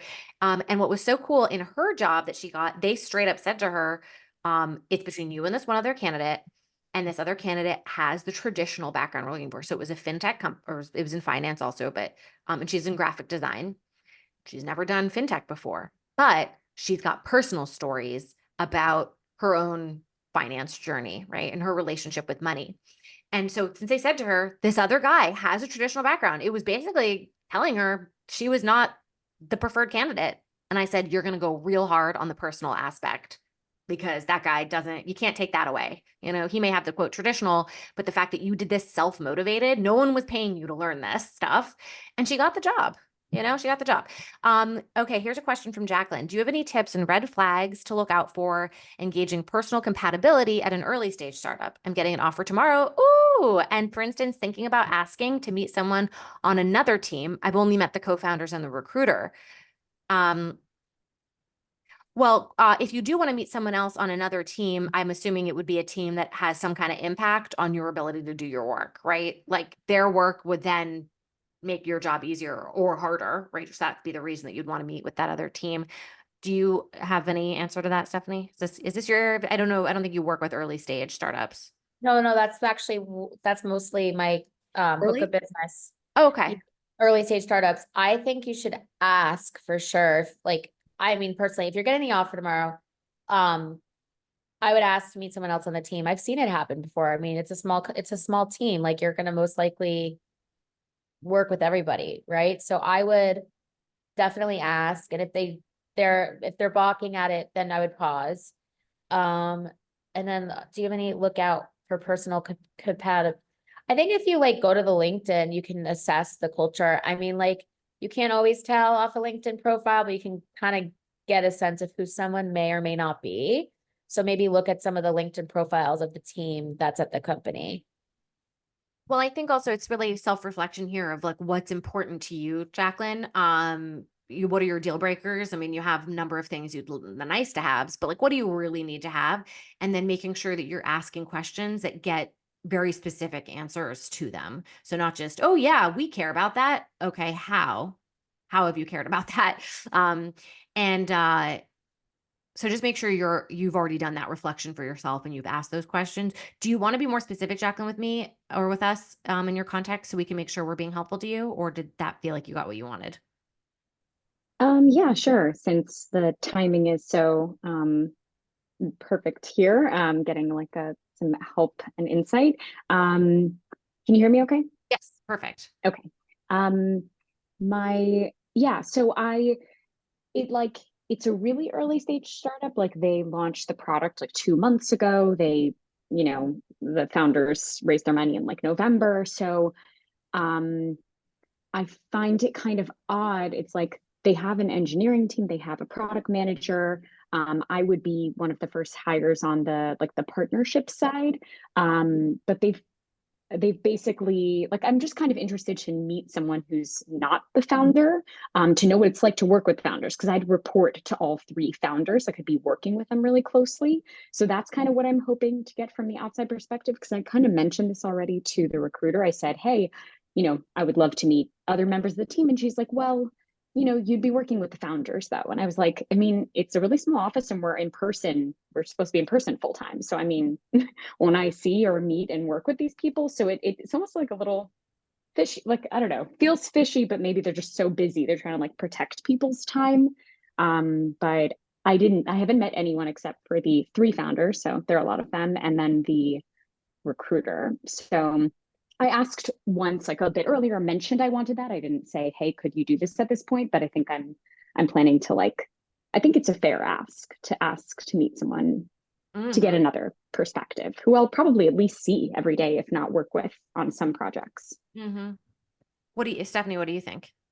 I think I mean, I don't want to give, I get concerned because we talked about the art, like, I don't want to like jeopardize like your opportunity, but I do think that if you're getting an offer and they want you, like, I think it's fair to ask if you can meet another team member. I've seen that before. I don't know, like, I don't know why they wouldn't want you. I'm surprised that wasn't even part of the process, to be honest. Mhm. Yeah. Where's the office? Like, could you go in and go into the office and check it out if you're going to be on site? Yeah, I've gone in twice and Okay. like kind of immediately went like to a conference room. Like they kind of ran late for our meeting, so we just kind of got a jump start, but they didn't really, it was at the end of the workday, so it kind of makes sense maybe that there would be like less, there were some people there, but they didn't really take the opportunity to like show me around, even though I may not work directly with engineers. They didn't, yeah, they just, there are three men, but I don't know, heads down. um and the recruiter was not there, though she usually said she like would be, but maybe that would have gone differently if she was there. Homa, good one. Is it more palatable to say call, chat with, as opposed to interview, meet with? Yeah. Oh, Just I like that. Yeah. Can I chat with Chat, someone yeah. else on the team? Just say, you can be like, I'm really excited about the opportunity. I want to meet other people. Is it possible for me to have a call with XYZ? and and this goes back to, just to circle back, because we're going to wrap up in a second. Every time that you answer a question or ask a question, basically anytime you open your mouth is an opportunity to talk about why you're great, good fit. And so when you ask for why you want to, or when you ask to connect with somebody, you can say why you want to connect with them. And you can say, because in my experience, having a really great relationship with the product people just makes my ability to like sell partnerships that much better, or something, something, again, in the way that you're expressing your desire, it's because it makes you better at your job. Wow, you seem great now. Not that you're still auditioning for this. And by the way, I'm always going to use the word audition because I have a theater background and not interviewing. I know Austin Gray feels me on this one here on this call. But so, you already have the offer, so you don't need to keep like impressing them here. But if you did want to explain why you're asking, it could be an opportunity to look good. And do think about who you want to talk to. It really should be a person whose job will impact the quality of your work. Because that is important. Yeah. All right. Well, I am heading to see James Taylor in concert now. Baby's Oh, heard a ringing of the bell. So I'm going to go. Thank you all so much. Stephanie, really appreciate you being here. If there's anything that you want to close up with, or, sure. give us hope in this market. Oh, I mean, look, like at the end of the day, like we talked about, like the hope in the market. Don't pay attention to the noise. Like just because someone's like taking so I know you have to go, but just because someone's like, it's taking someone else 6 months to get a job, it doesn't mean it's going to take you 6 months to get a job. Just because people say the economy is really hard doesn't mean it has to be that way. Like during COVID, everyone was like fear mongering. I lost all my clients, so I pivoted and placed nurses. Like there's always ways to I know that's like a whole nother chapter. I know I threw a lot of chapters at you since I met you, but but like there's ways. So like my point is that like try to like, and I know it's like, I'm sure it's pretty traumatic if you're like looking for a role. Like I get it. Just try to like look at like the blessings and what you're grateful for, and like know that this too shall pass. And like just try to ignore the noise. That's what I would say. Ignore the noise. Don't let it affect you, or try not to. And then if you guys want to add me on LinkedIn, I'm under Stephanie Lowenstern. I was gonna drop my link in here, but it seems like you're closing shop. So feel free to add me. Wait, can you? You can't do it in the Yeah. link? Yeah, I can. I was rushing because I thought that you had to go. Hold on one Eh, second. there. That's okay. It's my cousin who's the babysitter. She's okay. Yes, everybody connect with Stephanie, and also really pay attention to the content that she posts on LinkedIn. Use that as inspiration for when you're thinking of how you can start engaging more. She's got 16,000 followers, more than me. Like she's killing it. So please, everybody, we are our own business. Okay. She truly is her own business, but like we all need to be thinking of ourselves like that. And getting your point of view out there through LinkedIn. That is the key to building your network in 2024. Oh, you inspire me to post tomorrow because I've been slacking all week. Yeah. And you could make your posts like, I've been slacking all week. Like you could just do a transparent post about how it's hard, and then maybe how you like get yourself motivated or organized. Like that's, again, human connection is truly what we're all looking for at our very core. So use the job experience, search experience, but also the interview. Really build your network. The person that you're interviewing with, I'm going to just say it again. I've had this happen. I didn't get a job, but he became my a mentor of mine.